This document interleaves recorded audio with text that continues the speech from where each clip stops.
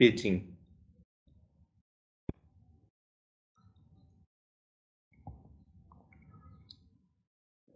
हमारे पास एक प्रोग्राम है, उसके अंदर इंस्ट्रक्शंस हैं। मैं ये इंस्ट्रक्शंस लिख रहा हूँ डमी ABCDEFGHIJKLMN से। ये हमारे पास एक प्रोग्राम है। This is a programme.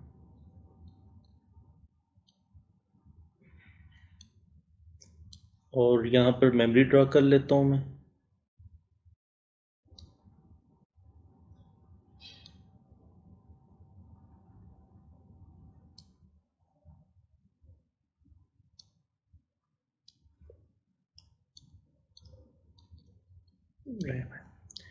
Okay, अब पेजिंग के अंदर हम प्रोग्राम को इक्वल साइज चंक्स में डिवाइड कर देते हैं। हम प्रोग्राम को चंक्स में डिवाइड कर देते हैं। से मैं 4 बाइट्स के चंक्स बना लेता हूँ।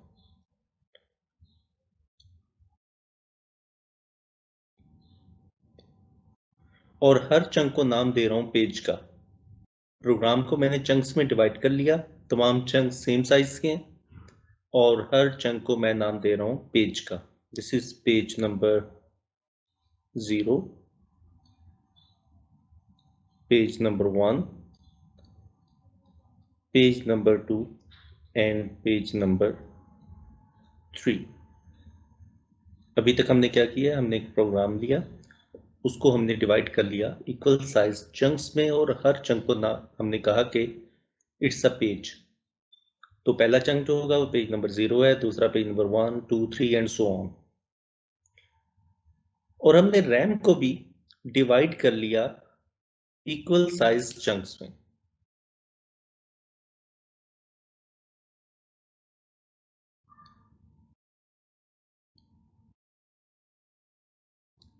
और हर डिवीजन को, हर चंक को नाम दिया फ्रेम का। Frame number 0, frame number 1, frame number 2 and frame number 3। अभी तक हमने क्या किया? हम paging memory management scheme discuss करने जा रहे हैं। इसके अंदर हमने देखा कि हमारे पास प्रोग्राम है और रैम है। प्रोग्राम किस तरह मेमोरी में लोड होगा? पेजिंग के अंदर हम प्रोग्राम को इक्वल साइज चंक्स में डिवाइड कर लेते हैं, और हर चंक को नाम देते हैं पेज का। पहला चंक जो होगा वो पेज नंबर 0 होगा, दूसरा 1 एंड सो ऑन। और रैम को भी हमने इक्वल साइज चंक्स में डिवाइड कर लिया, और हर चंक को नाम दिया फ्रेम का। और पेज साइज हमेशा इक्वल होगा फ्रेम साइज के। जो पेज साइज होगा वो ही फ्रेम साइज होगा।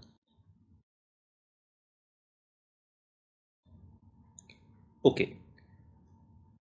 अब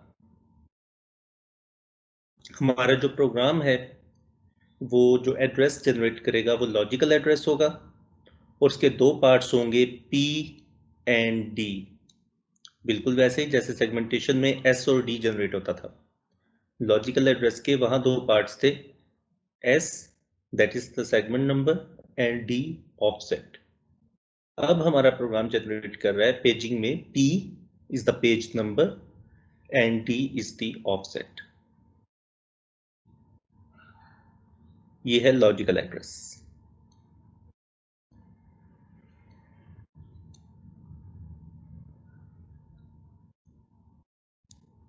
और जो एड्रेस रैम को मिल रहा है that is a physical address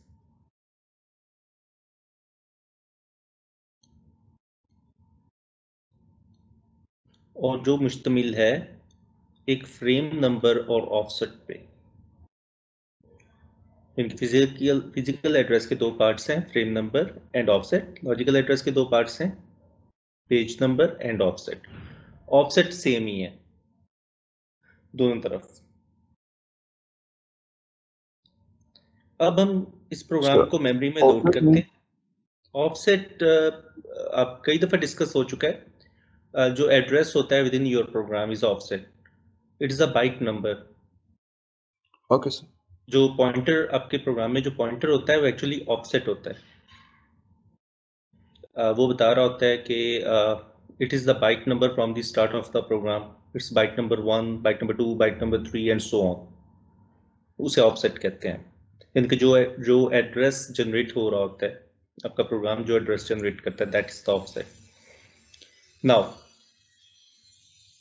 अब लॉजिकल एड्रेस के दो पार्ट्स हैं, पी एंड डी। अब हम इस प्रोग्राम को लोड करते हैं। इस प्रोग्राम को हम किसी भी पेज को किसी भी फ्रेम में लोड करवा सकते हैं, और तमाम पेजेस का रैम में लोड होना ज़रूरी नहीं है एग्जीक्यूशन के लिए।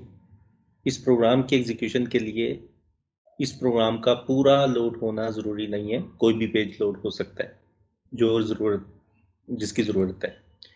लाइक अभी हम पूरे प्रोग्राम को ही लोड कर रहे हैं, और ऑर्डर भी अब कोई कुछ भी हो सकता है, कोई भी पेज किसी भी फ्रेम में लोड हो सकता है। तो हम कहते हैं पेज नंबर 0 लोड हो गया फ्रेम नंबर 3 में। अब इसकी इंफॉर्मेशन भी कहीं सेव करनी है कि कौन सा पेज किस फ्रेम में है, तो एक पेज टेबल मेंटेन करना पड़ेगा हमें।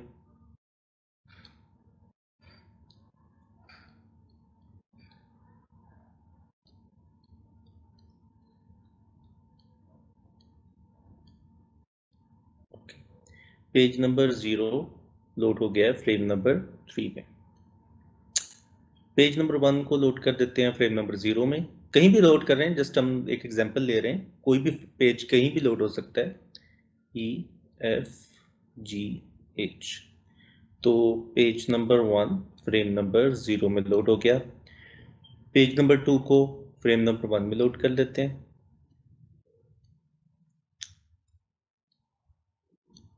IJKL, और पेज नंबर 3 लोड हो जाता है फ्रेम नंबर 2 में,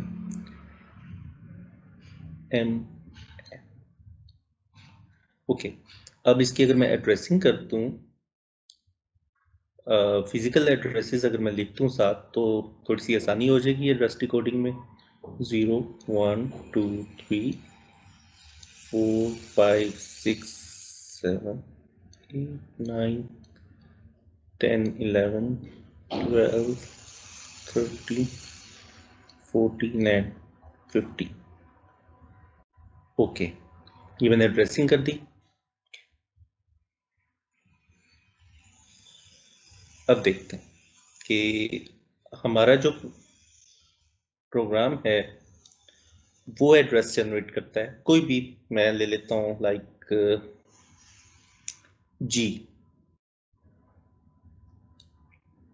जी का एड्रेस क्या होगा?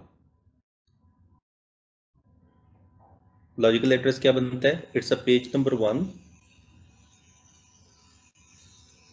and offset is the address within the page. This is offset 0 1 2 and 3। तो जी का ऑफसेट क्या होगा? 2। ऑफसेट इसका भी इस तरह ही होगा, 0 1 2 3। इसका भी ऐसे 0 1 2 3 0 1। तो जी का एड्रेस बना, लॉजिकल एड्रेस बना 1, 2, यानी कि 1 पेज नंबर है और ऑफसेट 2 है। अब ये जो 2 है ये तो एज इट इज आगे चला गया, this is the D.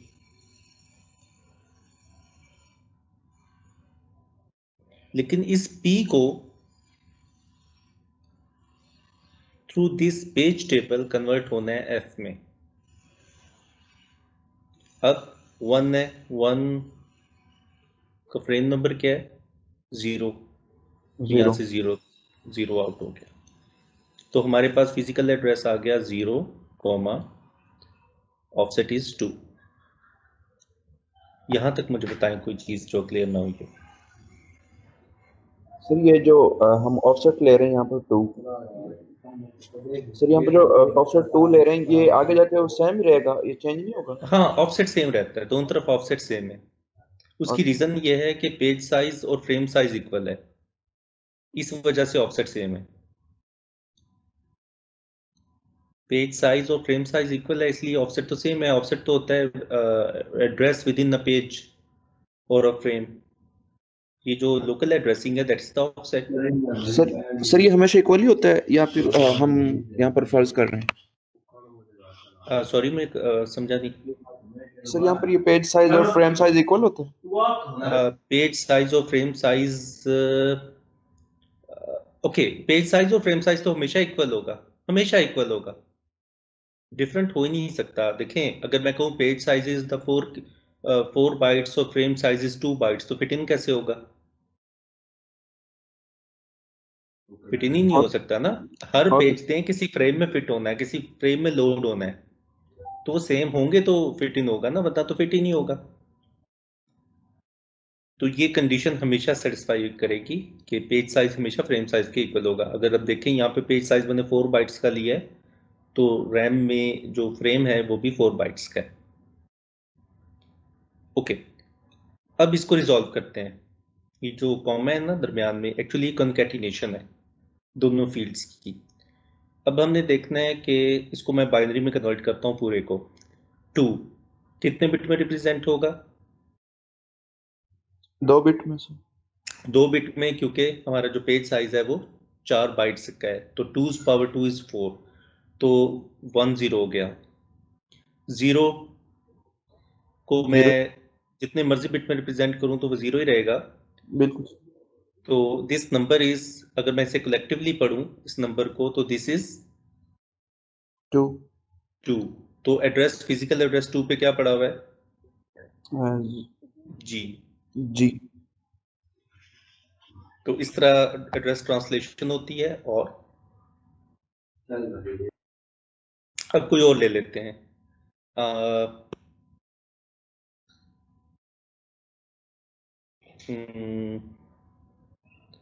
L ले लेते हैं से। इसका लॉजिकल एड्रेस बन रहा है 2 एंड 3, 2 एंड 3। तो 2 ट्रांसलेट होगा थ्रू पेज टेबल, यहाँ से हमें 1 मिला, तो एफ तो 1 आ गया, और 3, यही 3 एज इट इज आगे चला गया, तो कॉमा 3। अब 3 का बाइनरी क्या है? सर 1 उसका 1 1 1 1 0 1 एंड 1 का 1, तो ये क्या हुआ? 1 1 1 इज 7। 7 तो ये देखें एड्रेस नंबर 7 पे क्या पड़ा हुआ है? हाँ एल पड़ा। तो इस तरह एड्रेस ट्रांसलेशन होती है। तो ये पेजिंग मेमोरी मैनेजमेंट स्कीम है। इसके अंदर किसी भी पेज को हम किसी भी फ्रेम में लोड कर सकते हैं, बल्कि पूरे प्रोग्राम का लोड होना भी ज़रूरी नहीं है। अगर एक प्रोग्राम के अंदर 4 पेजेस हैं तो ज़रूरी नहीं है कि चारों लोड हों। कोई भी पेज, कोई एक पेज लोड हो जाए तो हम कहते हैं कि प्रोग्राम एग्जीक्यूशन में आ गया, प्रोग्राम एग्जीक्यूट अब हो सकता है। पहले उसका एक पेज लोड हो जाए, वो एग्जीक्यूट हो जाए, फिर दूसरा, फिर तीसरा, and so on so for. तो जो आपने नाम सुना होगा वर्चुअल मेमोरी का, वो कॉन्सेप्ट भी पेजिंग से ही इन्हांस हुआ है। वो पेजिंग की वजह से इंट्रोड्यूस हुआ है वर्चुअल मेमोरी का कॉन्सेप्ट। अब अगर हमारे पास रैम के अंदर 4 फ्रेम्स हैं, तो कितने प्रोसेस लोड हो सकते हैं?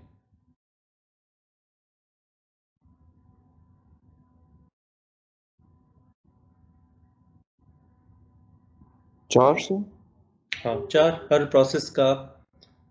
प्रोसेस का एक पेज अगर एक फ्रेम में लोड हो जाए, तो मैक्सिमम 4 प्रोसेस मेमोरी में लोड हो सकते हैं।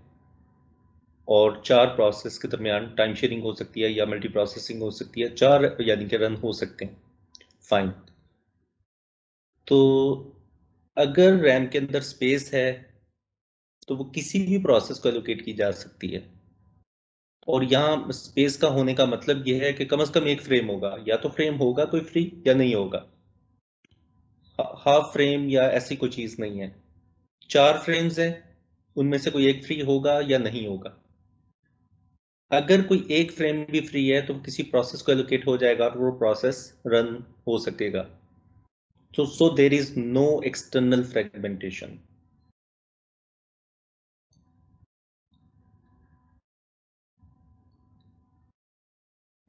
क्या थी एक्सटर्नल फ्रेगमेंटेशन? सर हमारे पास अगर कोई फ्रेगमेंट खाली है तो दूसरा जो हमारे पास एक दूसरी पेज यानी कि को एलोकेट हो जाएगा जो हमारे पास अभी एग्जीक्यूट होना है। एक्सटर्नल फ्रेगमेंटेशन ये थी कि स्पेस अवेलेबल है लेकिन किसी प्रोसेस को एलोकेट नहीं हो पा रही क्योंकि वो स्कैटर्ड फॉर्म में।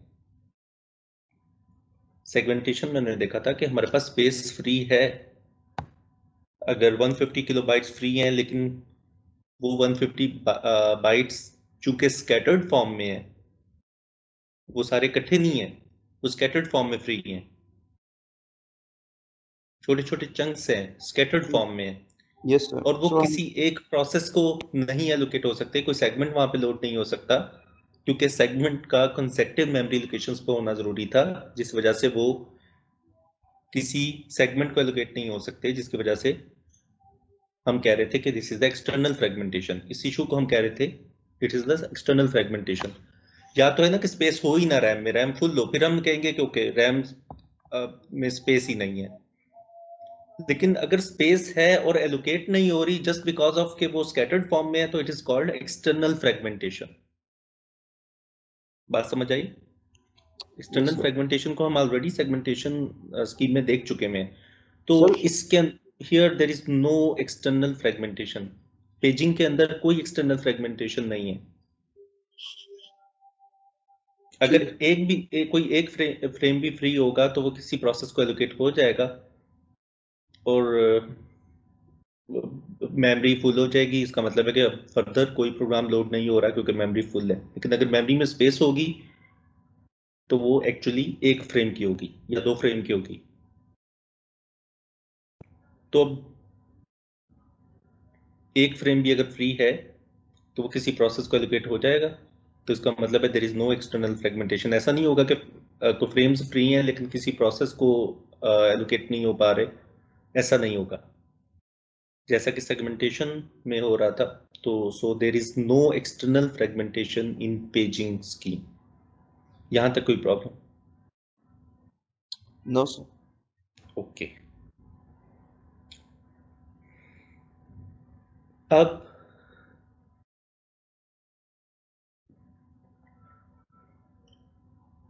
इधर देखें, एम एन प्रोग्राम यहाँ पे एंड हो रहा है,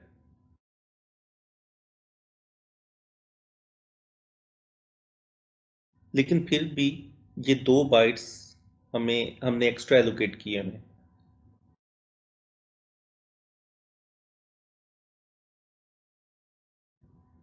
जरूरत से ज्यादा मेमोरी एलोकेट कर दी है हमने।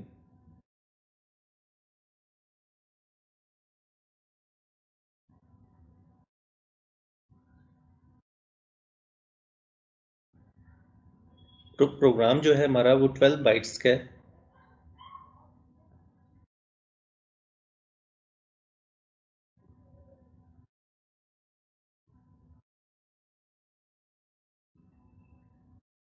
कि 14 बाइट्स का है। कितने बाइट्स का हमारा प्रोग्राम है?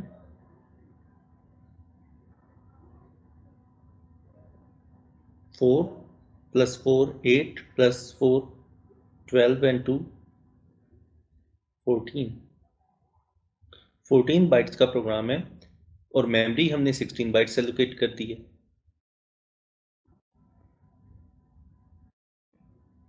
सो ये जो हमने एक्स्ट्रा मेमोरी एलोकेट कर दी है ये यूज नहीं होगी।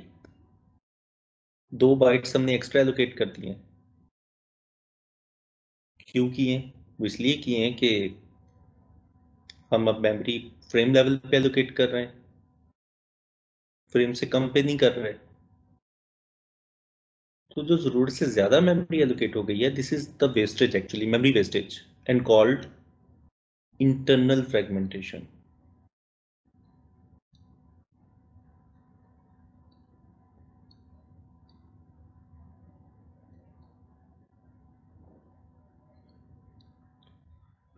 तो पेजिंग में इंटरनल फ्रेगमेंटेशन है।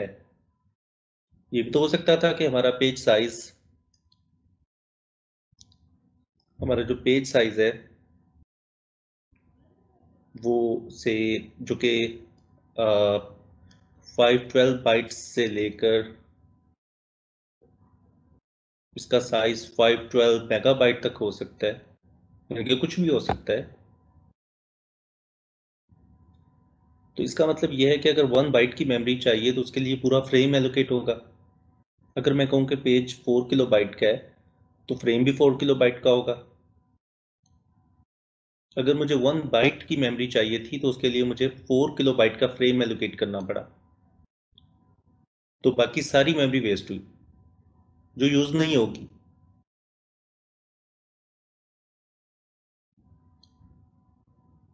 जरूरी तो नहीं है कि वहां पे स्टैक सेगमेंट या हीप हो जो कि रन टाइम पे ग्रो करे।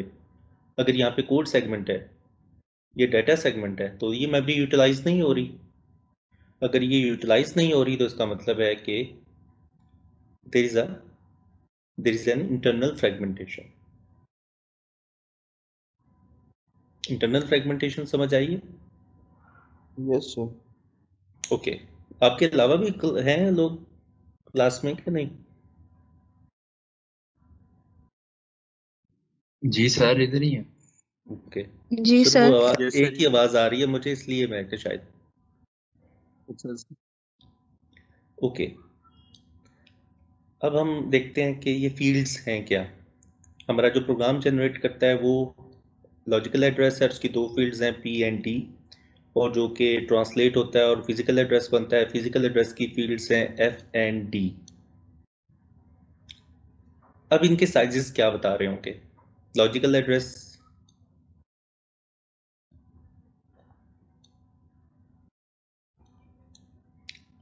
Physical address.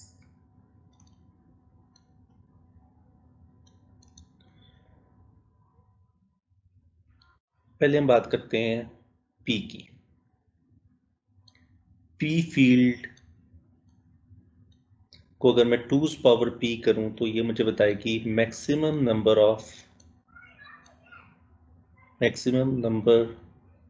Of pages a program can have. जो भी p फील्ड है, p अगर से 10 बिट का है तो मैं 2's पावर 10 करूं तो वो इट इज 1024। इसका मतलब है कि मैक्सिमम 1024 पेजेस हो सकते हैं, इससे बड़ा प्रोग्राम नहीं हो सकता। इसका ये मतलब है। d का मतलब है 2's power d is equal size of a page और फ्रेम। मीन्स के अगर 10 बिट का d फील्ड जो 10 बिट की है तो 2's power 10 is equal to 1024 bytes या 1 किलो बाइट। तो इसका मतलब है कि एक पेज जो है वो 1 किलो बाइट का है। इसी तरह f फील्ड बता रही है अगर मैं 2's पावर f करूं तो मुझे पता चलेगा कि नंबर ऑफ फ्रेम्स अवेलेबल,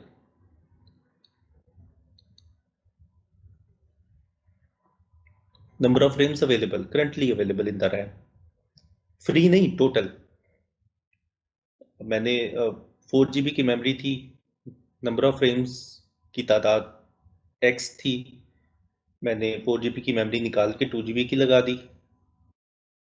अब जो नंबर ऑफ फ्रेम्स हैं वो हाफ हो जाएंगे, वो x/2 हो जाएंगे। तो 2's पावर f हमें बताएगा कि नंबर ऑफ फ्रेम्स अवेलेबल कितने हैं, कितने फ्रेम्स अवेलेबल हैं। सर वो तो वही होंगे ना फिर 2 की पावर p जो। हमेशा, हाँ, 2's पावर f होंगे, हमेशा सेम नहीं रहेंगे। इसका ताल्लुक है रैम से। रैम कितनी है, रैम कितनी लगी हुई है, इसका ताल्लुक इससे है। ओके। ठीक है। ओके। अब एक न्यूमेरिकल देखते हैं।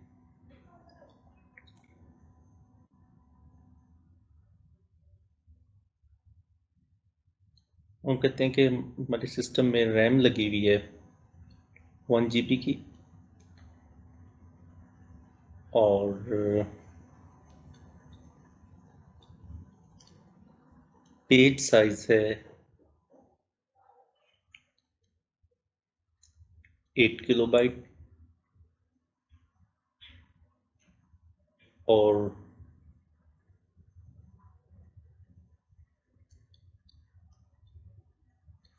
फिजिकल एड्रेस बस का साइज है,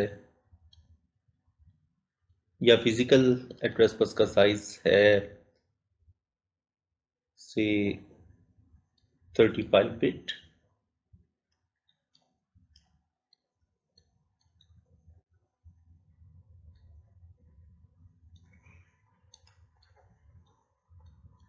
लॉजिकल एड्रेस का साइज है 32 बिट। दोनों के साइज डिफरेंट हो सकते हैं, ये कोई इशू नहीं है। Can you calculate size of P, D and F fields and usable या size of usable physical address bus या एड्रेस?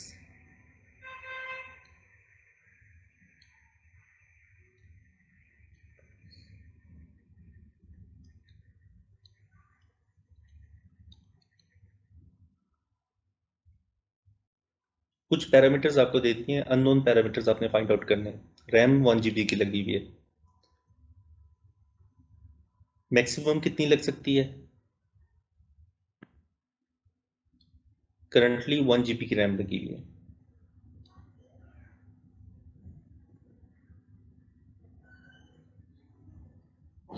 मैक्सिमम रैम लग सकती है जितना एड्रेस बस का साइज है। 35 है तो 2's पावर 35 लग सकती है। 2's पावर 35 कितने होते हैं?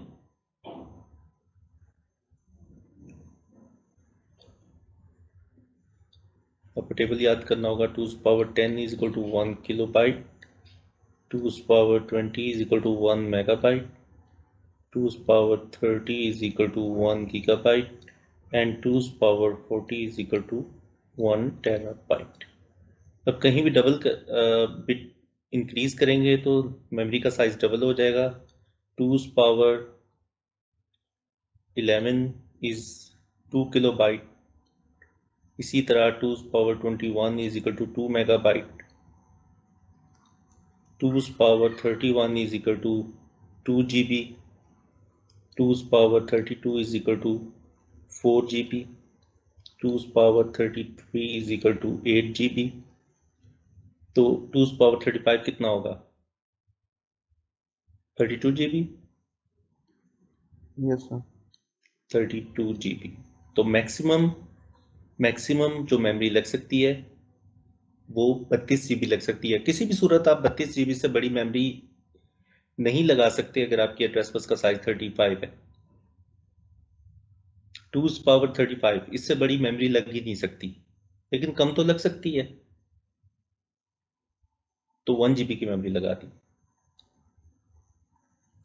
इसका मतलब यह है कि 32 में से 35 बिट में से जो लीस्ट 30 बिट्स हैं वो यूज हो रहे होंगे, रिमेनिंग 5 बिट्स यूज नहीं हो रहे होंगे।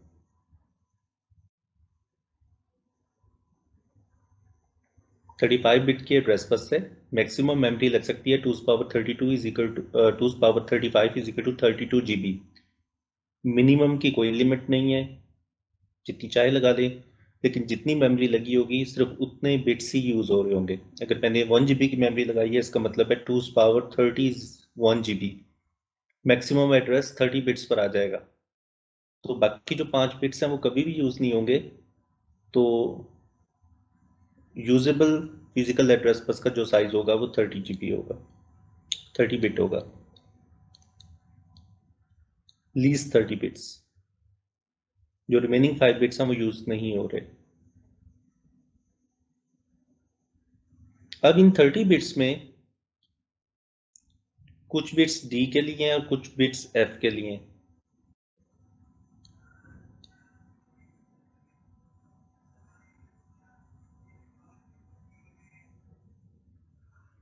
अब आपने करना यह है कि इन 3 फील्ड्स के साइजेस जो हैं वो कैलकुलेट करने हैं आपने।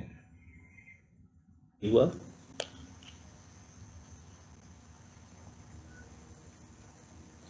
तो 30 बिट्स में से कुछ बिट्स एफ की हैं, कुछ डी की हैं। अब डी की कैलकुलेट कर लेते हैं। अब हमें पेज साइज गिवन है, पेज साइज और फ्रेम साइज सेम है। तो 8 किलोबाइट का अगर पेज साइज हो तो कितनी बिट्स रिक्वायर्ड होंगी इसको एड्रेस करने के लिए? 13 सर। 13 बिट्स, 2 पावर 13 आ जाएगा, तो 13 बिट्स रिक्वायर्ड होंगी। तो डी हो गया 13 बिट, तो एफ प्लस डी 30 है, तो डी हो गया 13, तो एफ कितना होगा? 30 माइनस 13 इज 17। तो एफ फील्ड जो है वो 17 बिट की आ गई। इसका मतलब है कि 2 पावर 17 नंबर ऑफ फ्रेम्स होंगे।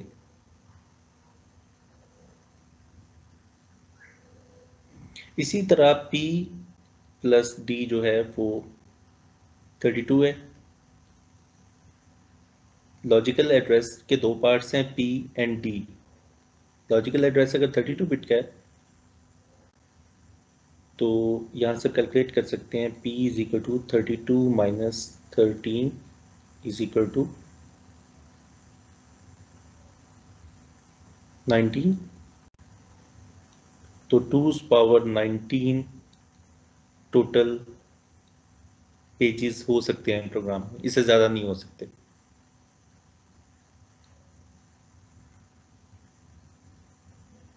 तो P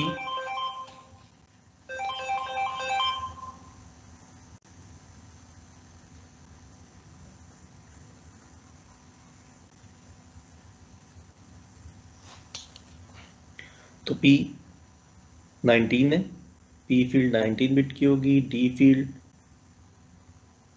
13 बिट की, F फील्ड 17 बिट की।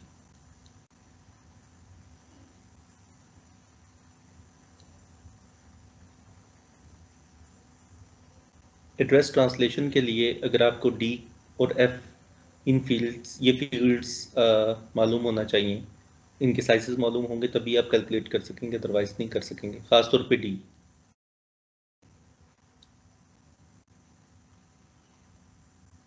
अब मुझे बताएं कोई ऐसी चीज जो समझ ना आ गई हो आपको पेजिंग। सर ये आपने लास्ट में क्या कहा था, रिपीट कर दें। यहाँ पे देखा था आपने कि हमारे पास जब ट्रांसलेट होने के बाद एड्रेस आ गया था 0,2, या दूसरी जब हमने एग्जांपल ली थी 1,3। तो अगर मैं आपको कहूँ कि 1,3 is the physical address, means के 1 फ्रेम नंबर है और 3 ऑफसेट है, तो क्या आप बता सकते हैं फिजिकल एड्रेस क्या बनेगा? इसका मतलब है कि आपने इन दोनों को कंकैटिनेट करना है। 3 कितने बिट का है? 3 कितने बिट में रिप्रेजेंट होगा? कितने बिट में 3 रिप्रेजेंट होगा? How do you know? 11 हो जाएगा ना सर, वो नहीं, वो तो आ 1। जाएगा, वो तो आ जाएगा, लेकिन मेरा पेज साइज अगर मेरा पेज साइज 1 किलोबाइट का होगा फिर तो 11 नहीं आएगा। जी फिर वो तो तो एक्चुअली उतना फिर तो उतना ही है। 8, फिर 8 जीरो आएंगे, फिर 1 1 आएगा। हाँ जी ठीक है, इसका मतलब है आपको यहाँ पे पता होना चाहिए कि आपका डी कितने बिट का है। तो डी जितने बिट का होगा उतने बिट में आप 3 को रिप्रेजेंट करेंगे। ठीक है अगर डी सर। अगर डी अगर डी 3 बिट का होता है तो 3 को 3 बिट में रिप्रेजेंट करते हैं इस तरह। मतलब बदल जाएगा, मतलब बदल जाएगा। अगर 3 बिट का होगा तो ये एड्रेस बनेगा, अगर 2 बिट का डी है तो ये एड्रेस बनेगा। दोनों में फर्क है। It is 7 and it is 11। 11। ठीक है, तो आपको ये डी का साइज पता होना चाहिए। तो एड्रेस ट्रांसलेशन में आपको डी फील्ड का साइज पता होना चाहिए। ठीक है सर। तो अब हम बात करते हैं, एड्रेस ट्रांसलेशन हमने देख ली, न्यूमेरिकल कर लिया। अब हम बात करते हैं प्रोटेक्शन की। प्रोटेक्शन कैसे है यहाँ पे?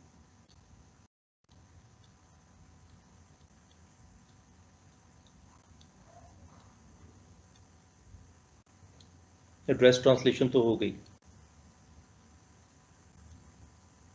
This is the page table.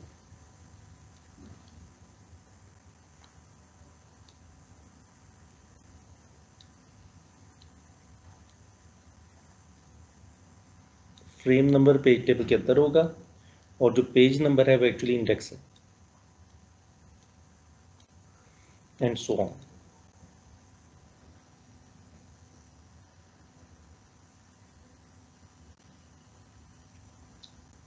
अब पेज 4 में यहाँ पे फ्रेम नंबर कुछ तो होगा, कोई गार्बेज वैल्यू तो पड़ी होगी ना, यहाँ पे कुछ तो होगा लिखा हुआ। अगर कुछ नहीं है, 0 है, तो 0 is again a page number, frame number. तो इसका मतलब यह है कि एड्रेस जनरेट हुआ 4,5, तो 4 ने इस टेबल को पॉइंट किया, 4 के अगेंस्ट जो भी वैल्यू पड़ी हुई थी, जो भी फ्रेम नंबर था, वो आउट हो गया और साथ ऑफसेट कंबाइन हुआ और एक फिजिकल एड्रेस बन गया। So where is protection? Protection कहाँ पे है?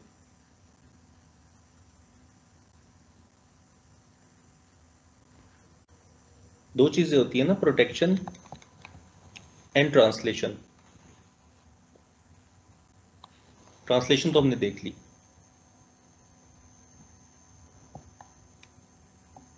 प्रोटेक्शन कैसे?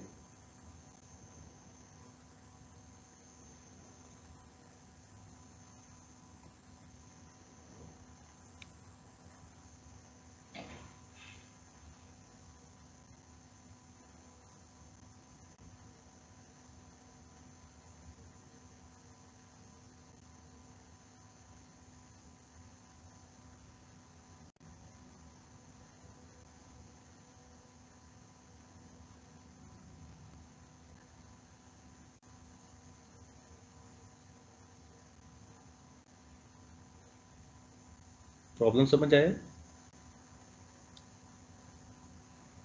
कि पेज टेबल में जो पेज नंबर है वो तो एक्चुअली पेज टेबल का इंडेक्स है, 0 1 2 3 4 5 6 एंड सो ऑन, और उस इंडेक्स पे जो वैल्यूज पड़ी होंगी वो हम कहते हैं कि वो फ्रेम नंबर है। अब इंडेक्स तो एग्जिस्ट कर रहा है, कोई भी प्रोग्राम एड्रेस जनरेट करता है, एक प्रोग्राम है उसके अंदर है ही 4 पेज, 0 से लेकर 3 तक, लेकिन वो एड्रेस जनरेट करता है 4 एंड ऑफसेट, ऑफसेट कुछ भी हो सकता है। नाउ अब 4, पेज नंबर 4 पार्ट ही नहीं है इस प्रोग्राम का, इस प्रोसेस का, लेकिन फिर भी एड्रेस ट्रांसलेशन हो रही है क्योंकि पेज टेबल में 4 एंट्री तो होगी, 4th एंट्री यानी कि पेज नंबर 4 तो होगा और उस पर कोई ना कोई वैल्यू भी लिखी होगी, वो आउट हो जाएगी।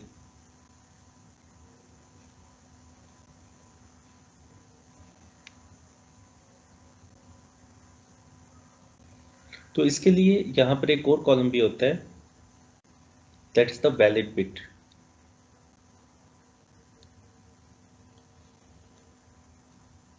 कौन सा पेज वैलिड है?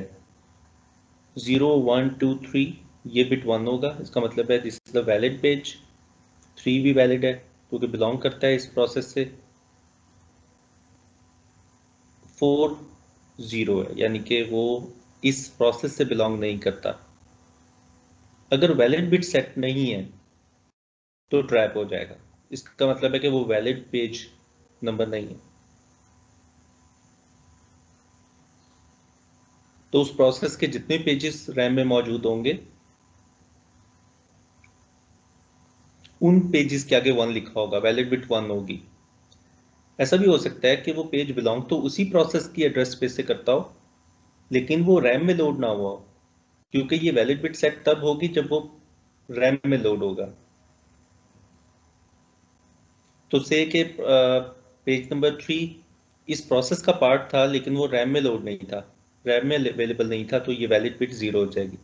अब जब भी ये 3 और ऑफसेट यानी कि पेज नंबर 3 को जब भी रेफर करेगा तो ट्रैप हो जाएगा प्रोग्राम। ट्रैप में ISR एग्जीक्यूट होगी, फिर देखा जाएगा कि ये ट्रैप क्यों जनरेट हुआ है।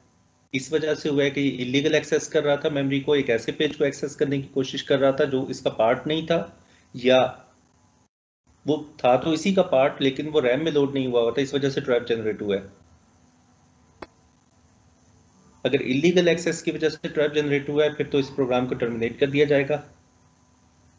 और अगर रैम में पेज ना होने की वजह से ट्रैप जनरेट हुआ है, जिसको हम पेज फॉल्ट कहते हैं, अगर उस वजह से ट्रैप जनरेट हुआ है तो फिर उस पेज को रैम में लोड करवाया जाएगा। ये जो मैंने बात बताई ये समझ आई है कि ट्रैप कब जनरेट होगा? क्या हो गया? लिक्विड ट्रैप कब जनरेट होगा? दो सूत्रों में जनरेट होगा। एक तो यह है कि जब रैम में वो पेज अवेलेबल ना हो,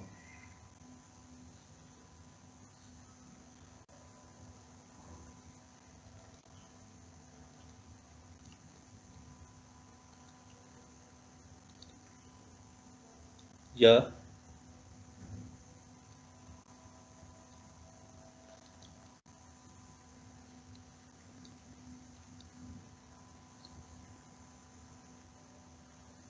तो ट्रैप दो सूत्रों में जनरेट होगा। अगर रैम में वो पेज अवेलेबल नहीं है,